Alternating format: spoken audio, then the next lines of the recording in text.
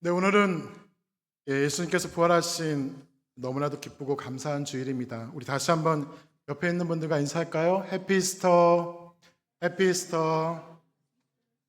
우리를 위해서 십자가에 죽으셨지만 다시 사신 예수님을 찬양합니다. 부활의 주님께 언제나 감사와 찬양과 영광을 돌리는 우리 모두가 될 수 있기를 주님의 이름으로 축복합니다. 또한 부활주일을 맞이해서 아름다운 찬양으로 영광을 돌린 우리 찬양대에 진심으로 감사합니다. 찬양함에 언제나 기쁨과 평안함이 가득하시기를 주님의 이름으로 축원합니다.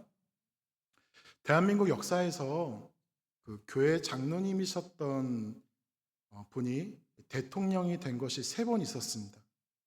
그 중에 특히 어느 한 분 때에는 청와대 내부적으로 직원 조찬 기도회가 활발하게 진행되었었는데요.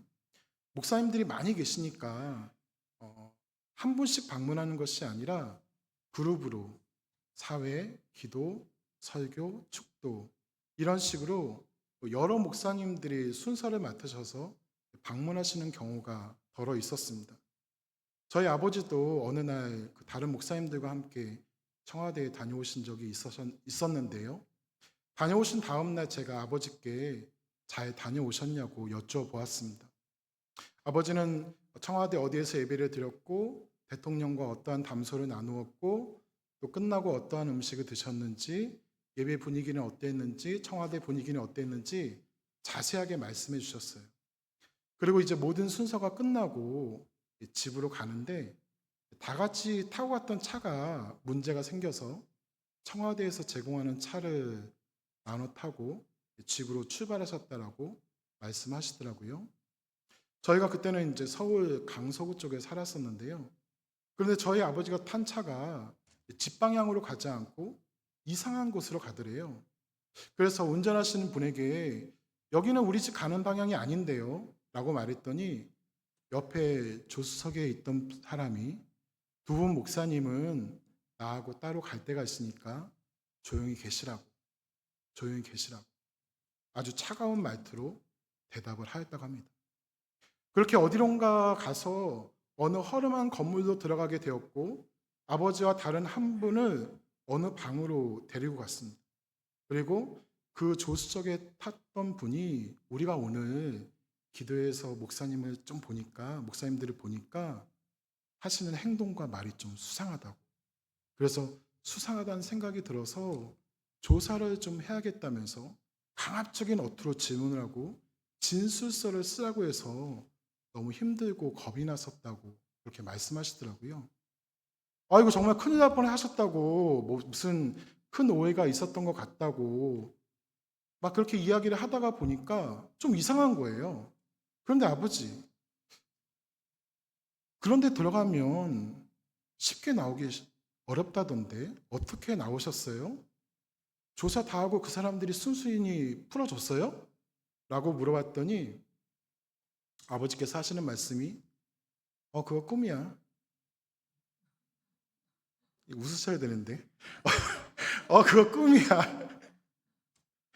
청와대는 내일 가. 잘 갔다 올게. 그러시더라고요.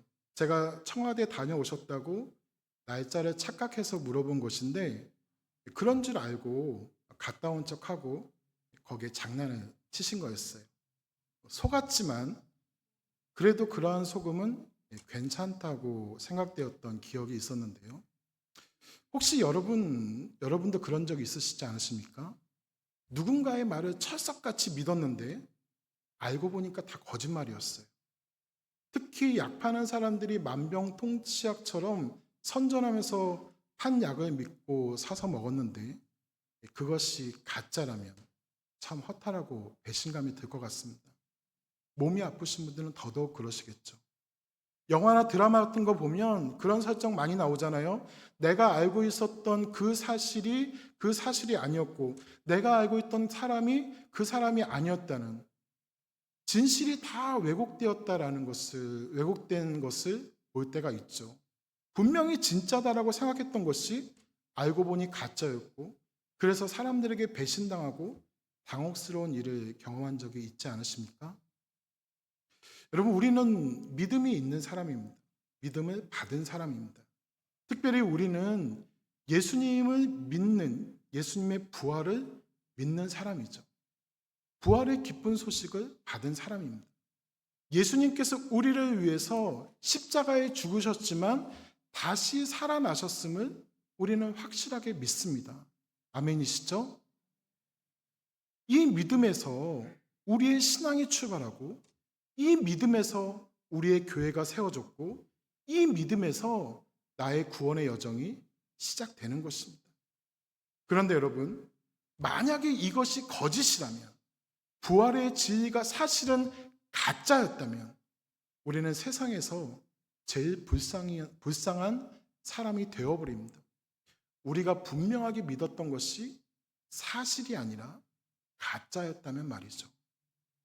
예수님이 부활이 진짜가 아니라면 우리는 지금까지 헛것을 믿은 것입니다. 그래서 사도 바울도 이렇게 말하는데요.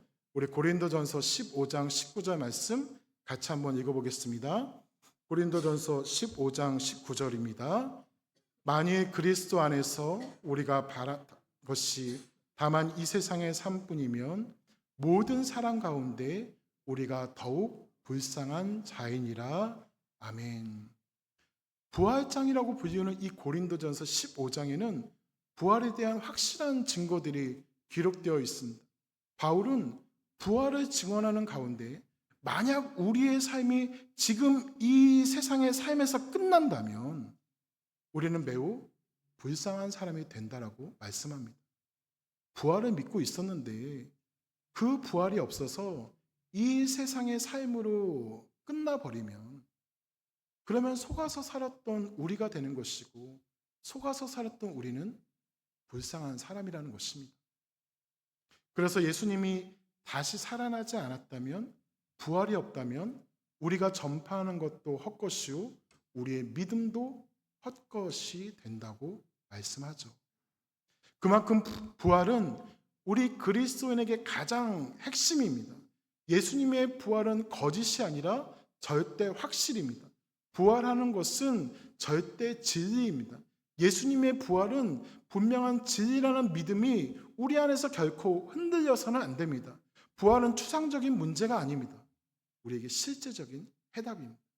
우리 인간에게 있어서 가장 중요하게 해결해야 될 문제는 먹고 사는 문제, 경제적인 문제, 진로의 문제, 건강의 문제가 아닙니다. 우리가 가장 중요하게 해결해야 될 문제는 바로 죄와 죽음의 문제입니다. 그런데 이것은 두 가지 문제가 아니라 사실은 하나의 문제입니다. 죄로 인해서 죽음이 있게 되었기 때문입니다. 죄의 문제를 해결하지 못하면 우리는 죽게 되는데 그냥 죽음이 아니라 영원한 죽음에 처하게 됩니다. 왜냐하면 죄사함의 문제가 해결되지 않으면 하나님과의 관계가 회복되지 못하고 하나님의 백성이 되지 못하며 영원한 하나님의 나라에 거할 수가 없기 때문입니다. 그렇게 우리는 이 문제를 반드시 해결해야 됩니다. 그런데 이 문제를 확실하게 해결하고 우리에게 영원한 생명을 가져다 주는 것이 바로 예수님의 부활이라는 것입니다. 왜냐하면 예수님의 부활은 죄와 사망의 권세를 깨뜨렸다는 것을 의미하기 때문입니다. 예수님의 부활은 우리의 죄사함이 실제라는 것을 보여주는 증거이기 때문입니다. 예수님의 부활로 끊어졌던 하나님과 우리와의 관계가 이어졌습니다. 예수님의 부활로 옛사람은 죽고 새 사람으로 살아가게 되었습니다. 예수님의 부활로 우리는 하나님의 백성으로 살아가게 되었습니다. 예수님께서 부활하셨기 때문에 우리는 영원한 생명을 소유한 주님의 백성으로 이 땅에서 빛과 소금의 삶을 살아갈 수가 있는 것입니다. 그런데 세상은 여전히 부활을 믿지 않습니다. 세상은 여전히 예수님의 부활을 믿지 않습니다. 지금까지 세상은 죽지 않는 것에 관심이 있었습니다. 불면에 관심을 가지고 죽지 않으려고 수많은 애를 쓰며 노력했습니다. 하지만 히브리서 9장의 말씀처럼 한 번 죽는 것은 사람에게 정해진 것입니다. 죽음을 피할 수는 없습니다. 아무리 오래 살아도, 과학이 아무리 발전되어도 죄송하지만 사람은 모두 다 결국 죽습니다. 그런데 죽음을 피하고자 하는 사람들에게 이 부활이라는 것이 전혀 생소한 것입니다. 왜냐하면 지금까지 죽은 사람이 다시 살아난 것을 한 번도 본 적이 없기 때문입니다. 보지 못하고 믿는 것이 더 복되다라고 말씀하셨지만 사람들은 봐야 믿을 수 있다고 증거가 있어야 인정하겠다고 말합니다. 그런데 여러분, 우리에게 부활의 증거가 없는 것이 아닙니다. 그렇다면 우리에게 있는 부활의 증거가 무엇인가요? 특별히 예수님께서 부활하셨다는 것을 보여주는 결정적인 증거가 무엇이겠습니까? 먼저는 부활의 증인이 있습니다. 우리 고린도전서 15장 3절에서 8절 말씀 조금 길지만 천천히 한번 같이 읽어보겠습니다.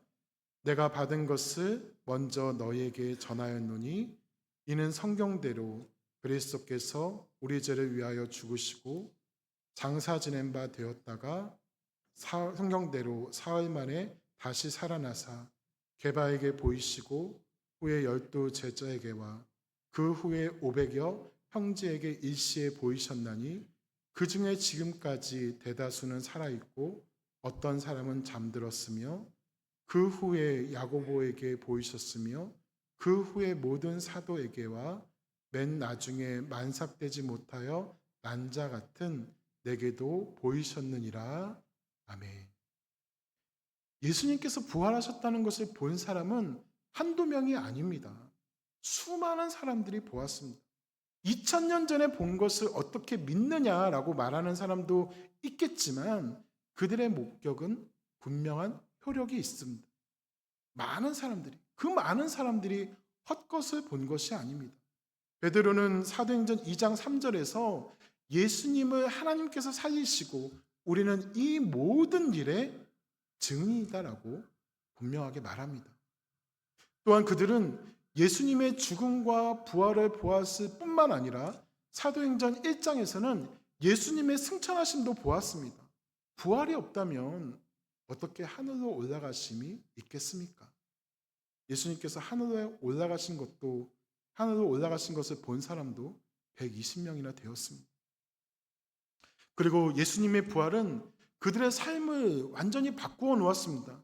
부활의 증인다운 삶으로 살아가게 하였습니다. 그저 입으로만 예수님의 부활을 말한 것이 아니라 예수님께서 살아계신 것과 같이 살았습니다. 그 부활의 능력을 가지고 복음을 증거하며 하나님의 나라를 전파하고 고난과 죽음 앞에서도 담대할 수 있었습니다. 부활이 거짓이었다면 그들이 생명을 걸고 그렇게 살지 못하고 살지 않았습니다. 가짜를 위해서 목숨을 내놓는 사람은 없습니다. 그들이 예수님의 부활을 믿었을 뿐만 아니라 자신들도 그 부활에 참여함을 또한 분명하게 믿었기 때문에 하나님 나라의 삶을 살아갈 수가 있었던 것이죠. 또한 오늘 말씀은 우리에게 또 하나의 부활의 증거를 보여주고 있습니다. 그것은 바로 예수님의 빈 무덤입니다. 십자가에서 죽으신 예수님은 아리마대 사람 요셉의 무덤에 장사되었는데요. 당시 이스라엘의 무덤은 우리 주변에서 흔히 볼 수 있는 흙무덤의 형태가 아니었습니다. 그곳의 무덤은 땅을 깊이 파서 시신을 묻는 형태가 아니라 자연 동굴을 사용하거나 바위를 파서 그 안에 장사 공간, 시신을 보관할 공간을 만들었습니다. 대표적인 예가 아브라함이 사라를 장사하기 위해서 헤브론에서 산 막벨라 굴인데요. 여기에는 사라뿐만 아니라 아브라함도 장사되었고 이삭과 리브가 그리고 야곱과 레아도 거기서 장례를 치렀습니다. 그리고 그 동굴 무덤의 입구는 큰 돌로 막았습니다. 예수님이 장사되신 무덤도 동일했습니다. 큰 무덤이 큰 돌로 막혀 있었기 때문에 그 무덤은 누구나 쉽게 드나들지 못했습니다. 예수님께서 십자가에서 죽으신 날은 안식일 전날이었고 또 안식일은 이스라엘의 모든 사람들이 아무 일도 하지 않았기 때문에 예수님께서 죽으신 다음 날 이스라엘의 안식일에는 성경에 아무런 기록이 없습니다. 그리고 이제 그 안식일이 지나고 아침이 되었을 때 안식 후 첫날 아침이 되었을 때 세 명의 여인 막달라 마리아와 야고보의 어머니 마리아와 살로메가 예수님의 시신에 향품을 바르기 위해서 예수님의 계신 무덤으로 가면서 걱정했던 것이 바로 누가 우리를 위해서 돌을 움직여 줄까 하는 것이었죠. 왜냐하면 예수님이 계신 무덤의 입구에도 큰 돌이 막혀 있었기 때문입니다. 그런데 무덤에 도착했더니 무덤에 돌에 굴러가 있는 거예요. 무덤이 열려 있는 것입니다. 그래서 무덤 안으로 들어갔더니 흰 옷 입은 청년, 마태복음에서는 주의 천사라고 말씀하는데 그가 거기에 있었고 그가 이렇게 말합니다. 우리 오늘 말씀 마가복음 16장 6절도 같이 한번 읽어보겠습니다. 마가복음 16장 6절입니다. 청년이 이르되 놀라지 말라. 너희가 십자가에 못 박히신 나사렛 예수를 찾는구나. 그가 살아나셨고 여기 계시지 아니하니라. 보라, 그를 두었던 곳이니라. 아멘. 예수님의 시신이 있어야 할 그곳에는 아리마대 사람 요셉이 예수님을 쌌던 세마포만 있었습니다. 예수님께서 거기 계시지 않는 거예요. 그래서 그 여인들이 제자들에게 이 사실을 알렸습니다. 요한복음 20장을 보면 베드로도 무덤으로 들어가 보았지만 베드로가 본 것 역시 세마포뿐이었습니다. 십자가에서 죽으신 예수님은 천사가 말한 것과 같이 살아나셨고 거기에 계시지 않았습니다. 그렇다면 왜 예수님께서는 그곳에 계시지 않으셨을까요? 누군가 하룻밤 사이에 예수님의 시신을 훔쳐갔기 때문일까요? 아닙니다. 예수님께서 친히 말씀하신 것과 같이 다시 살아나셨기 때문입니다. 그래서 예수님의 시신은 거기에 없었고 단지 빈 무덤만 있었을 뿐입니다. 그렇기 때문에 예수님이 계시지 않았던 이 빈 무덤이 예수님께서 부활하신 확실한 증거가 되는 것입니다. 거기 있어야 할 분이 거기 계시지 않고 제자들에게 나타나시고 사람들에게 보이십니다. 그들이 본 것은 유령이 아니었습니다. 그들이 본 것은 헛것도 아닙니다. 확실하게 다시 살아나신 육신의 예수님을 본 것입니다. 그래서 여러분, 빈 무덤은 예수님의 죽음이 끝이 아니었다는 선언입니다. 십자가는 패배의 상징으로 보였지만 부활은 그 십자가가 실제로 구원의 능력이고 죽음의 권세를 물리친 승리라는 것을 증명하였습니다. 예수님은 죽음에 붙잡혀 있는 것이 아니라 죽음에 붙잡혀 계신 분이 아니라 죽음의 권세를 깨뜨리고 나오신 분이십니다. 무덤이 비어 있었다는 것은 예수님께서 더 이상 죽은 자들 가운데 계시지 않는다는 뜻입니다. 무덤이 비어 있다는 것은 죄와 사망이 예수님을 끝까지 붙잡지 못했다는 것입니다. 예수님이 무덤이 비어 있었다는 것은 예수님께서 우리의 구주 그리스도이심을 분명하게 보여주며 하나님 나라의 통치자라는 것을 보여주는 것입니다. 따라서 빈 무덤은 단순한 빈 공간이 아닙니다.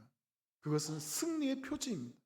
사람들은 무덤을 통해서 죽음을 확인하려고 하였지만 예수님의 무덤은 죽음이 끝이 아님을 증거합니다. 사람들이 예수님의 무덤을 보고 여기 계시지 않는다는 사실을 확인했을 때 그 무덤은 더 이상 절망의 자리가 아니라 소망의 자리가 되었습니다. 왜냐하면 그곳은 죽음이 예수님을 이기지 못했다는 분명한 진리와 소망이 새겨진 장소이기 때문에 그렇습니다. 그래서 우리에게는 예수님의 무덤이 없다는 것이 자랑입니다. 하지만 다른 종교는 그렇지 않습니다. 스탠리 존스라는 영국 선교사가 인도에서 복음을 전할 때에 무슬림이 와서 복음을 전하는 스탠리 선교사에게 우리는 당신네 기독교인이 가지고 있지 않는 한 가지가 있어 라고 말했다고 합니다. 그래서 선교사님은 그것이 무엇입니까? 라고 물었습니다. 그때 그 사람은 우리는 메디나라는 곳에 가면 마호메트의 시체가 들어있는 관이 있어. 그래서 우리는 마호메트가 과거에 생존하였던 사람이라는 것을 알고 있어. 하지만 당신네 그리스도인들이 가는 예루살렘에는 예수의 빈 무덤밖에 없다고 하지 않소. 그러니 예수가 실제로 있었다는 것을 어떻게 증명하겠소? 라고 말했다고 합니다. 메디나는 사우디아라비아에 있는 이슬람의 유적지입니다.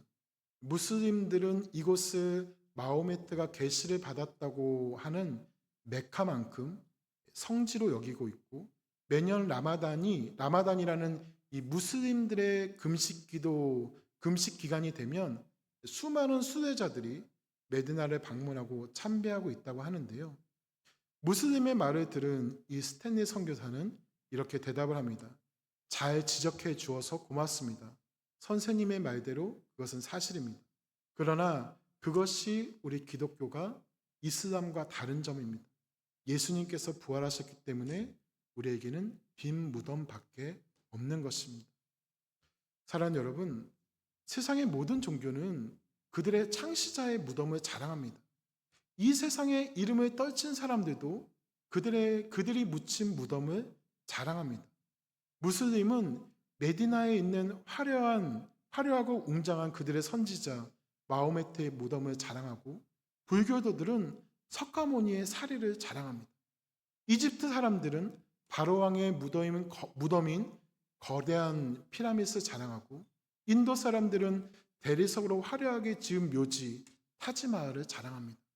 그러나 우리 예수님은 자랑할 무덤이 없습니다. 세상 어디에도 주님의 시신이 들어있는 무덤은 없습니다. 그래서 우리가 자랑할 수 있는 것은 빈 무덤뿐인 것입니다.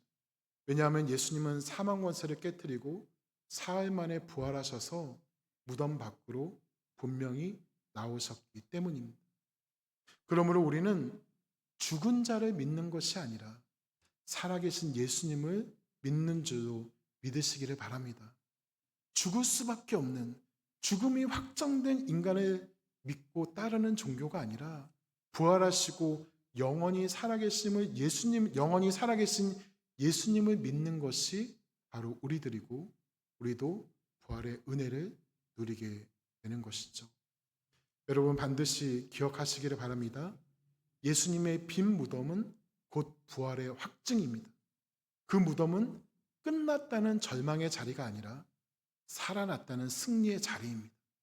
그 무덤은 죽음의 증거가 아니라 생명의 증거입니다. 그 무덤은 죄와 사탄의 승리가 아니라 예수님의 승리의 자리입니다.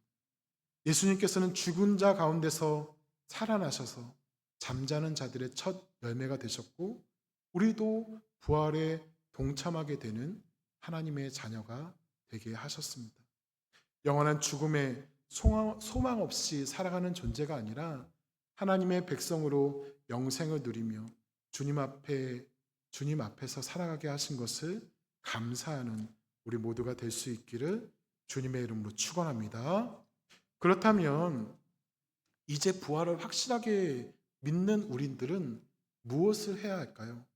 우리에게는 어떠한 삶의 모습이 있어야 하겠습니까? 오늘 말씀 7절 다시 한번 같이 읽어보겠습니다. 7절입니다. 가서 그의 제자들과 베드로에게 이르기를 예수께서 너희보다 먼저 갈릴리로 가시나니 전에 너희에게 말씀하신 대로 너희가 거기서 배우리라 하라 하는지라. 아멘. 빈 무덤을 확인한 여인들에게 천사는 너희가 갈릴리로 가면 예수님을 만나게 될 것이다 라고 말합니다.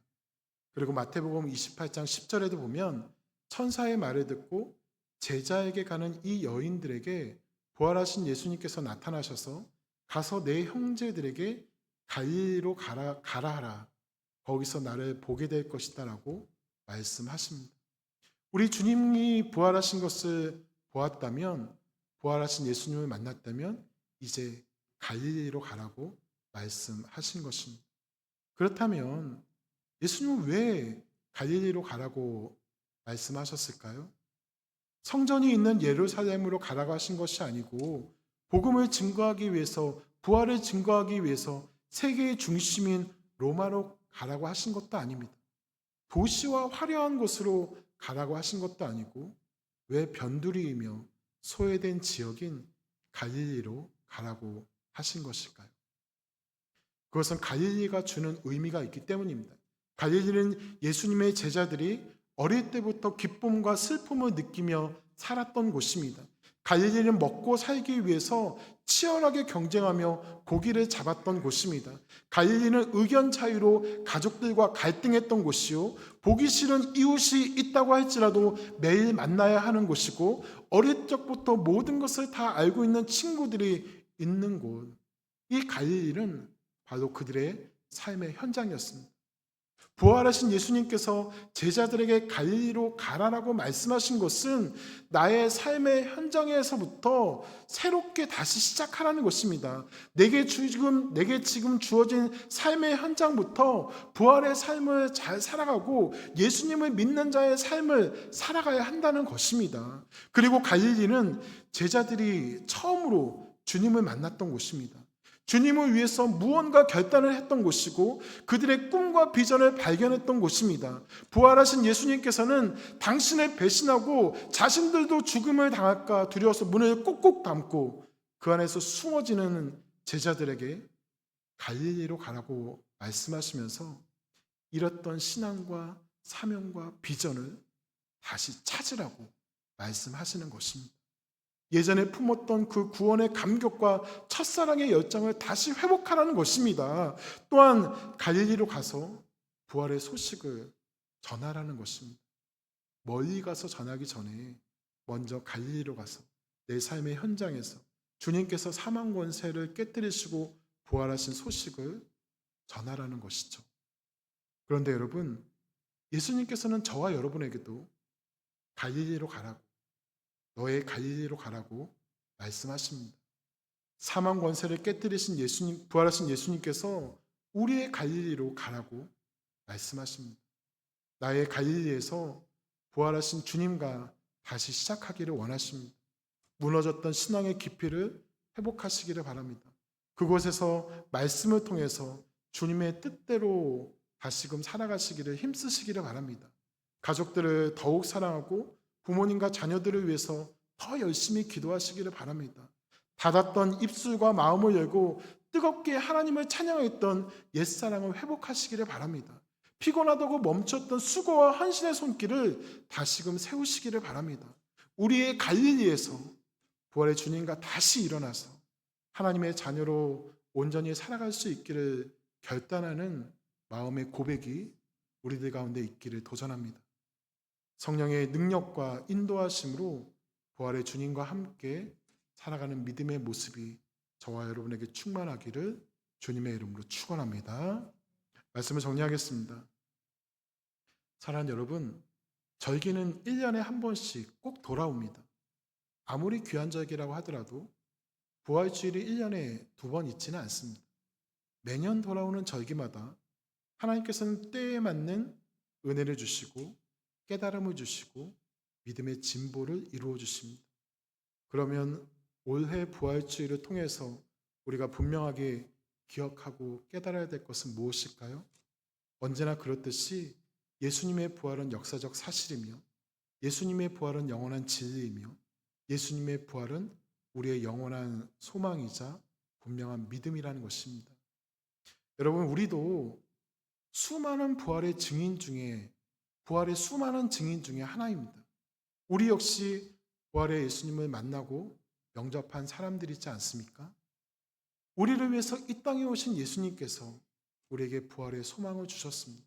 나는 부활이요 생명이니 나를 믿지 않는 자는 나로 말미암지 않고는 아버지께로 올 자가 없느니라고 말씀하신 이 주님의 말씀을 날마다 기억하고 부활의 주님과 함께 우리의 갈릴리에서부터 우리에게 주어진 삶을 잘 살아갈 수 있기를 주님의 이름으로 축원합니다.